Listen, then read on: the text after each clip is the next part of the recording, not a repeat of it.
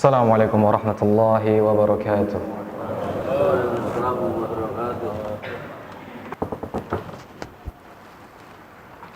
Innal hamdalillah nahmaduhu wa nasta'inuhu wa nastaghfiruh wa na'udzu billahi min shururi anfusina wa sayyiati a'malina.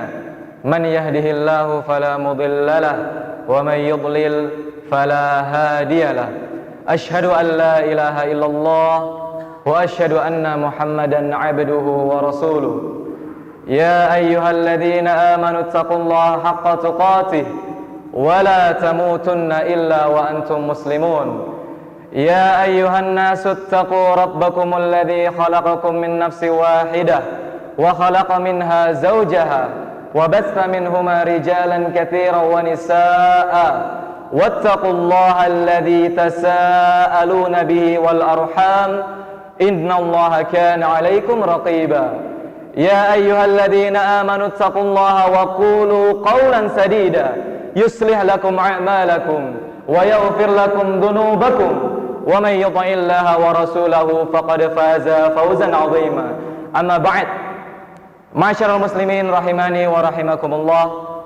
Pertama-tama, marilah kita senantiasa mengungkapkan rasa syukur kita kepada Allah Subhanahu wa taala atas segala nikmat, rahmat, afiat, atas segala kebaikannya lah, atas taufik darinya lah kita bisa berkumpul di tempat yang mulia ini untuk menjalankan salah satu kewajiban kita, yaitu salat Jumat secara berjamaah. Tak lupa kita aturkan salawat serta salam kepada junjungan kita Nabi Muhammad sallallahu alaihi wasallam, guru terbaik sepanjang masa. Semoga dengan menapaki jalan yang beliau ajarkan, kita termasuk umat beliau yang mendapatkan syafaat beliau di hari akhir nanti. Amin ya rabbal alamin. Kebahagiaan, setiap orang, setiap dari kita mendambakan yang namanya kebahagiaan. Kebahagiaan adalah alasan seseorang mau bekerja keras, mau berkeringat, berjuang, pergi pagi pulang petang, meninggalkan anak dan keluarganya hanya demi yang namanya sebuah kebahagiaan. Kebahagiaan adalah alasan seorang laki-laki mau meminang seorang wanita untuk menjalani hidup bersama selamanya, dari ketika ijab kabul sudah diucapkan sampai ketika meninggal, hari meninggalnya mereka. Namun kita saksikan bahwa betapa banyak orang-orang yang tidak bahagia dengan harta-harta mereka, yang tidak bahagia dengan anak-anak mereka, tidak bahagia dengan jabatan kedudukan yang mereka dapatkan di dunia ini. Pertanyaannya, kira-kira apa yang salah? Setiap orang pasti punya alasan tersendiri, setiap orang pasti punya sebab tersendiri. Namun tidak ada salahnya kita sebagai hamba yang muslim sejati merenungi firman Allah Subhanahu wa taala dalam Quran surat Taha, surat nomor 20 ayat ke-124, juz 16 halaman 320, kata Allah Subhanahu wa taala, "Wa man a'rada 'an dzikri fa inna lahu ma'isyatan dhanka." Barang siapa yang berpaling dari peringatanku, ketika diperintahkan tidak mau laksanakan, ketika dilarang tidak peduli. Siapa yang berpaling dari peringatanku, fa inna lahu ma'isyatan dhanka, maka baginya kehidupan yang penuh dengan penderitaan, kehidupan yang sangat sempit, yang penuh dengan kegundahan. Dalam ayat ini, Rabbul Alamin, Zat yang mengetahui segalanya, yang mengetahui segala isi hati kita, tahu penyebab kita tidak bahagia, penyebab kita merasa gelisah, yaitu karena kita berpaling dari belajar agama Allah Subhanahu wa ta'ala.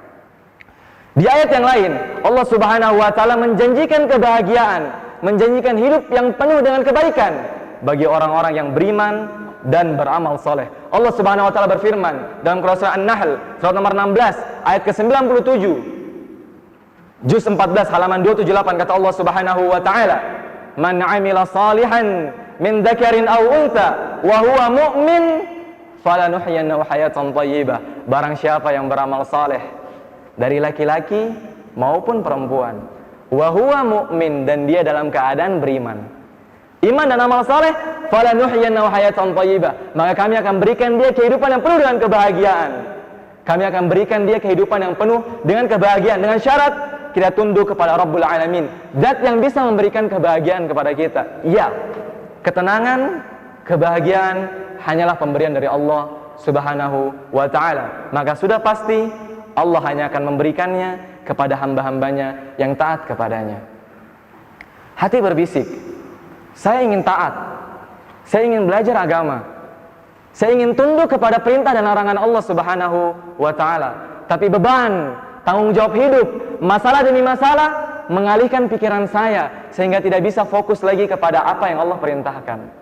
Saudaraku, yakinlah, masalah apapun itu, beban tanggung jawab apapun itu, ketika kita betul-betul tunduk kepada Rabbul Alamin, maka Allah pasti akan memberikan jalan keluar atas masalah yang kita hadapi. Dan seandainya masalah itu berhubungan dengan finansial, maka Allah pasti akan memberikan kita rezeki dari arah yang tidak pernah kita pikirkan sebelumnya. Bukan perkataan kami, namun perkataan Allah Subhanahu wa ta'ala dalam Quran Surah At-Talaq, surat nomor 65, ayat kedua dan 3. Juz 28 halaman 558 kata Allah Subhanahu wa ta'ala, "Wa may yattaqillaha yaj'al lahu makhraja." Siapa yang bertakwa kepada Allah Subhanahu wa ta'ala, menjalankan semua perintah, menjauhi semua larangannya, yaj'al lahu makhraja, Allah akan berikan dia jalan keluar atas semua situasi pelik dalam hidupnya. Belum selesai dan sampai di situ lanjutan ayatnya, wa yarzuquhu min haitsu la yahtasib, dan Allah akan memberikan dia rezeki dari arah yang tidak dia sangka-sangka. Dari arah yang tidak dia sangka-sangka. Iya, siapa yang mengejar akhirat, maka dunia pasti akan mengikuti. Cara terbaik untuk mendapatkan perhatian dunia adalah dengan berpaling dari dunia. Seandainya tujuan kita adalah kilometer 100, maka otomatis kita pasti bisa menikmati semua pemandangan yang ada di kilometer 20, 30, 40. Namun kalau tujuan kita rendah, hanya sebatas kilometer 30, maka kita pasti akan kehilangan sesuatu yang jauh lebih indah daripada apa yang kita kejar. Nabi Muhammad SAW bersabda dalam hadis yang diriwayatkan Imam Tirmidzi dan Imam Ibnu Majah, "Man kanatid dunya hamma," barang siapa yang kalau bangun pagi tujuannya yang dipikirin cuma dunia saja, harta, karir, kedudukan, dan semua tentang dunia, kenikmatan, wanita, farraqallahu alaihi amrah, Allah akan mencerai-beraikan urusannya. Allah akan buat urusannya sulit sekali. Yang seharusnya nggak perlu pusing jadi pusing, yang nggak perlu jadi masalah besar jadi masalah besar. Wa ja'alal faqra baina 'ainai, dan Allah akan menjadikan kefakiran, kemiskinan di depan kedua matanya.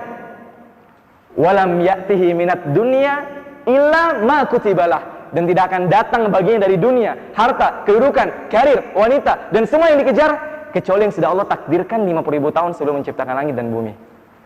Sabda Nabi Muhammad SAW, "Wa man kanatil akhiratu niyatah," dan siapa yang akhirat adalah niat dalam hidupnya, niat utamanya adalah akhirat, jama'allahu lahu amrah, Allah akan mengumpulkan semua urusan hidupnya.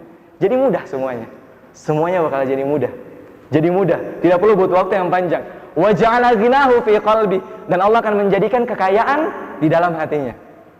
Allah akan menjadikan rasa cukup kekayaan dalam hatinya. Wa atathud dunya wa hiya raghimah, dan dunia akan mendatanginya. Harta, kedudukan, karir, anak-anak, wanita, kecerdasan akan mendatanginya. Wa hiya raghimah, dalam keadaan tunduk, walaupun orang itu sama sekali tidak menginginkannya. Dan ini adalah wahyu dari Allah Subhanahu wa taala melalui lisan Nabi Muhammad sallallahu alaihi wasallam. Kalau bukan dengan wahyu kita percaya, maka kepada apa lagi kita mau percaya? Wa ma yantiqu 'anil hawa in huwa illa wahyu yuha. Nabi sallallahu alaihi wasallam ketika berbicara sama sekali bukan keinginan pribadi, itu hanyalah wahyu yang diwahyukan Allah Subhanahu wa taala. Quran An-Najm surat nomor 53 ayat ketiga dan ayat keempat. Artinya dari hadis ini kita tahu, ketika kita melihat orang lain mempunyai rezeki 5M, 10M, 20M, 30M, maka ketahuilah itu hanyalah kebaikan Allah kepadanya. Itu hanyalah sesuatu yang sudah Allah takdirkan baginya. Itu adalah sesuatu yang sudah Allah takdirkan baginya. Namun seandainya dia hidup di dunia dalam keadaan taat, bertakwa, dan juga mengikuti semua perintah Allah Subhanahu wa taala, maka rezekinya bisa dilipat gandakan menjadi 100M, 200M, 300M, atau bahkan menjadi kelipat gandaan yang kita sama sekali tidak tahu, hanya Allah yang tahu. Karena Allah lah pemilik rezeki, maka cukup kita mendekati pemiliknya.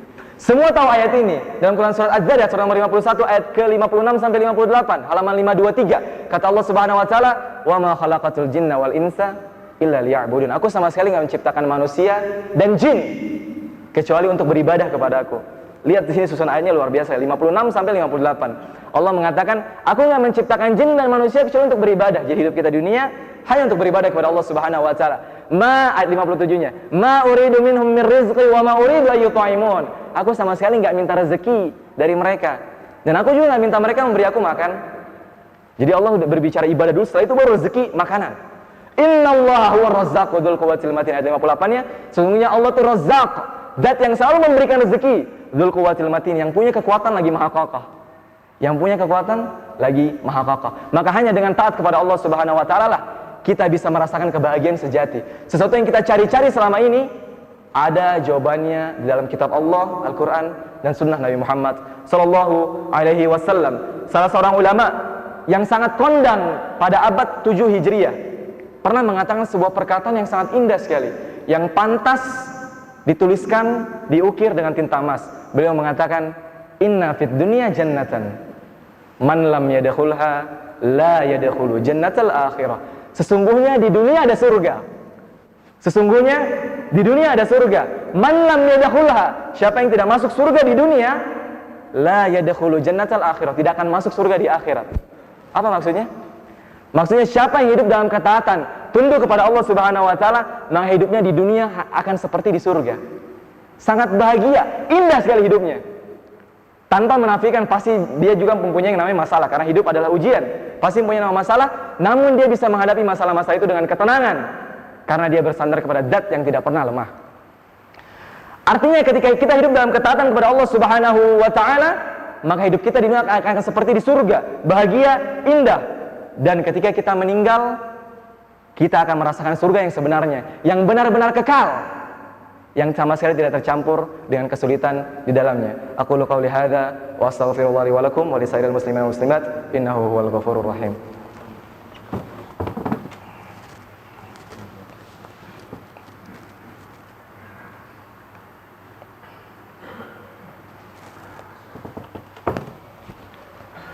Alhamdulillah wassalatu wassalamu ala asyrafil anbiya'i wal mursalin wa ala alihi wa ashabihi wa man tabi'ahum bi ihsanin ila yaumiddin. Ma'asyiral muslimin rahimani wa rahimakumullah. Bagaimana dengan fenomena yang kita saksikan di depan mata kita sekarang ini? Orang-orang yang fasik, orang-orang yang banyak sekali berbuat dosa, tidak pernah melaksanakan kewajiban, tidak pernah sholat, namun hartanya luar biasa. Kita merasa hidup dia lebih bahagia daripada kita. Apa jawaban dari Allah Subhanahu wa taala tentang fenomena seperti ini? Allah Subhanahu wa taala berfirman dalam Quran surat At-Taubah surat nomor 9 ayat ke-55. Juz 10 halaman 196 kata Allah Subhanahu wa taala, "Fala tu'jibka amwaluhum wala auladuhum." Dan janganlah harta-harta mereka dan juga anak-anak mereka membuat kalian kagum. Jangan jadikan mereka sebagai patokan. Kenapa? Innama yuridullahu liyu'adzibahum biha fil hayatid dunya. Sesungguhnya Allah hanya ingin mengazab mereka, memberikan mereka penderitaan dengan harta dan anak-anak mereka di kehidupan dunia. Wa tazhaqa anfusuhum wa hum kafirun, dan hati mereka menjadi sempit, gelisah. Wa hum kafirun, mereka dalam keadaan kafir. Artinya di sini Allah mengatakan, siapa yang jauh dari peringatan Allah Subhanahu wa taala, tidak taat dan selalu menerjang apa-apa yang Allah haramkan, bisa jadi di mata manusia, dan itu menjadi ujian bagi kita. Mungkin saja dia kelihatan lebih kaya, lebih bahagia, karirnya lebih melesat. Namun Allah mengatakan sebenarnya di balik itu Allah membuat kehidupannya penuh dengan penderitaan. Mungkin anak-anaknya nakal, anak-anaknya banyak melakukan pelanggaran, narkoba, pergaulan bebas. Anak-anaknya tidak pernah taat, selalu buat pusing, sehingga dia harus mengkonsumsi barang-barang yang haram. Allah mengatakan seperti itu. Allah mengatakan Allah ingin mengazab mereka dengan harta-harta mereka dan anak-anak mereka dalam kehidupan dunia. Dan itu kita bisa melihat sesuatu berita yang sempat viral beberapa tahun lalu. Salah satu founder merek HP ternama saat ini, saya yakin semua dari kita kalau kita sebut mereknya pasti tahu HP ini. Dan kita tahu bahwa dia orang yang sangat kaya sekali, mungkin kehidupannya sangat bahagia. Namun kita tahu ada berita kemarin bahwa anak-anaknya berkelahi, saling serang karena merebut harta, tahta dan warisan. Tidak harmonis keluarganya. Dan yang lebih luar biasa, salah satu pemilik mobil, merek mobil ternama saat ini, yang kalau kita sebut pasti tahu tapi kita tidak sebut mereknya, sama juga kehidupannya penuh dengan penderitaan. Sampai anti klimaksnya anaknya bunuh diri karena merebutkan harta, karena tidak diberikan harta. Subhanallah. Allah memberikan bukti kepada kita, dan itu untuk menjadi pelajaran bagi kita. Dan terkadang seseorang yang mendapatkan kenikmatan di dunia seperti itu mungkin bisa saja menjadi istidraj baginya. Kenikmatan yang disegerakan, Artinya semua orang, seburuk apapun orang itu pasti punya kebaikan. Entah dia pernah memberi orang lain ataupun apa, maka Allah balas kebaikan itu di dunia. Sehingga ketika di akhirat, Allah sudah nggak punya utang dan Allah hanya perlu melemparkan dia ke dalam neraka sehingga tidak ada lagi kebaikan di akhirat nanti. Itu yang namanya istidraj atau kenikmatan yang disegerakan. Maka kembalilah kepada Allah Subhanahu wa taala saudaraku, karena Allah tahu yang terbaik untuk kita. Innallaha wa malaikatahu yusholluna 'alan nabi, ya ayyuhalladzina amanu shallu 'alaihi wa sallimu taslima.